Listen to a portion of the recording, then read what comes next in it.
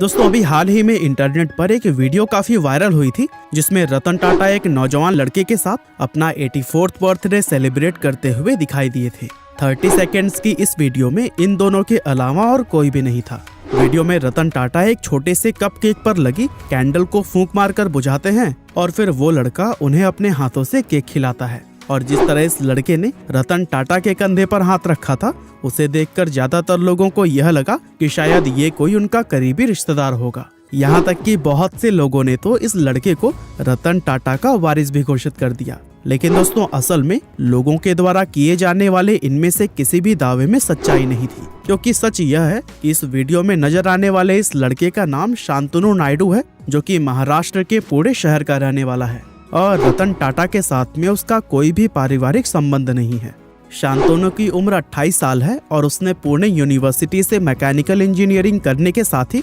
America की Cornell university से MBA भी किया हुआ है और इस समय वो टाटा ट्रस्ट कंपनी के चेयरमैन ऑफिस में डेप्यूटी जनरल मैनेजर के पद पर जॉब कर रहा है। यानी कि दूसरे शब्दों में कहें तो वो रतन टाटा का असिस्टेंट है। शांतनु से पहले भी उसके परिवार की 4 पीढ़ियां टाटा कंपनी के लिए काम कर चुकी हैं। वैसे इस जॉब के अलावा शांतनु मोटोपॉज नाम के एक स्टार्टअप का फाउंडर भी है, जहां कुत्तों के लिए रात के अंधेरे में चमकने वाले डॉग कॉलर्स यानी कि पट्टे बनाए जाते हैं। इनफैक्ट अपने इसी स्टार्टअप की वजह से ही शांतनु ने इतनी पॉपुलैरिटी हासिल की है और यह स्टार्टअप ही वो वजह है जिससे कि रतन टाटा का वह इतना ज्यादा करीबी बन पाया है। तो चलिए दोस्तों अब हम रतन टाटा और शांतनु के मिलने की इस इंटरेस्टिंग स्टोरी को शुरुआत से जानते हैं। दरअसल अपनी इंजीनियरिंग की पढ़ाई के दौरान शांतनु ने सबसे पहले टाटा टेक्नोलॉजीज कंपनी को एक इंजीनियरिंग इंटर्न के तौर पर ज्वाइन किया था, जहां उसने 1 साल तक ये इंटर्नशिप की और उसके बाद जब उसे मौका मिला तो उसने टाटा ट्रस्ट कंपनी को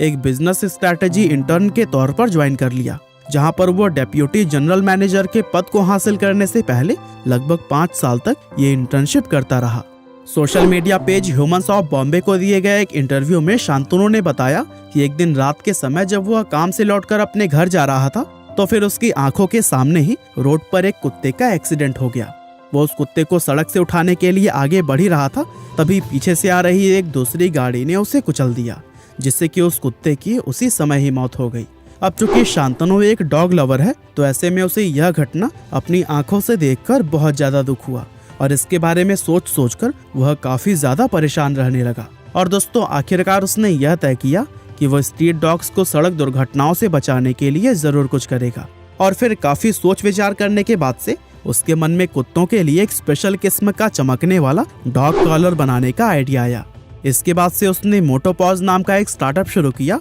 और कुत्तों के लिए ऐसे पट्टे बनाए जो कि अंधेरे में चमकते थे, ताकि कोई अगर कुत्ता रात में सड़क से होकर गुजर रहा हो तो फिर गाड़ियों को वह दूर से ही नजर आ जाए और इस तरह की दर्दनाक दुर्घटनाएं होनी बंद हो जाए। शुरुआत में शांतनु ने जैसे तैसे फंड्स जमा करके 500 डॉग कॉलर्स बनाए थे और अपने दोस्तों के साथ मिलकर उन्हें सड़कों पर रहने वाले स्ट्रीट डॉग्स के गले में पहना दिया। शांतनु का ये डॉग कॉलर वाकई में काफी कारगर निकला और इसकी वजह से सड़क पर कुत्तों के एक्सीडेंट होने की घटनाएं सच में कम हो गई। हालांकि दोस्तों शांतनु के इस इनिशिएटिव को असल पहचान तब मिली जब टाटा कंपनी ने इसका जिक्र अपने न्यूज़लेटर में किया, जिसके चलते रतन टाटा ने भी उसके काम को सराहा। इस न्यूज़लेटर का हिस्सा बनते ही मोटोपॉज डॉग कॉलर्स की डिमांड काफी तेज बढ़ने लगी, लेकिन फंड्स की कमी के चलते शांतनु इस डिमांड को पूरा नहीं कर पा रहा था और ऐसे में उसके पिता ने उसे सजेशन दिया कि वो अपने स्टार्टअप व फंड्स की कमी के बारे में रतन टाटा को एक लेटर जरूर लिखे, क्योंकि रतन टाटा भी कुत्तों को बहुत ज्यादा पसंद करते हैं।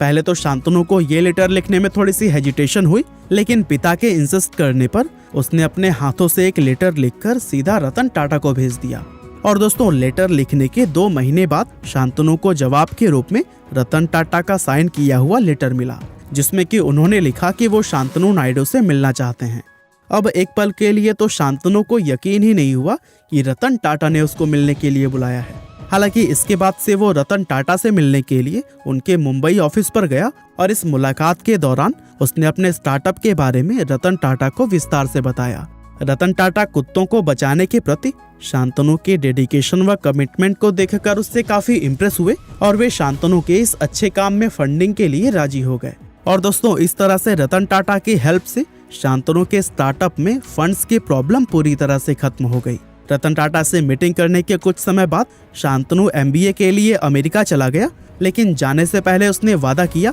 कि वापस आने के बाद से वो टाटा ट्रस्ट के लिए काम करते हुए ही अपना पूरा जीवन समर्पित करेगा। इसके बाद से 2018 में जब वो MBA करके भारत वापस लौटा तो रतन टाटा ने ही उसे फोन करके बोला कि मुझे मेरे ऑफिस में काफी सारा काम करना है, क्या तुम मेरे असिस्टेंट बनना चाहोगे। अब दोस्तों डायरेक्टली रतन टाटा से जॉब ऑफर मिलने पर शांतनु की खुशी का कोई ठिकाना ही नहीं रहा और खुशी के कारण एक पल के लिए तो उसकी सांसें रुक गई थी। उसने 2-3 गहरी सांस लेकर उस जॉब ऑफर को तुरंत उसी पल ही स्वीकार कर लिया और इस तरह से साल 2018 से ही वो टाटा ट्रस्ट के चेयरमैन ऑफिस में as a deputy general manager काम कर रहा है। और इन 3 सालों में रतन टाटा और शांतनु एक दूसरे के काफी क्लोज हो गए हैं, जहां इनके बीच का रिश्ता एक बॉस और एम्प्लॉय से कहीं ज्यादा दोस्ती का बन चुका है। और दोस्तों रतन टाटा के पर्सनल इन्वेस्टमेंट के मामले में शांतनु ही उन्हें यह बताते हैं कि किस स्टार्टअप में उन्हें इन्वेस्ट करना चाहिए और किस में नहीं। रतन टाटा स्टार्टअप्स को लेकर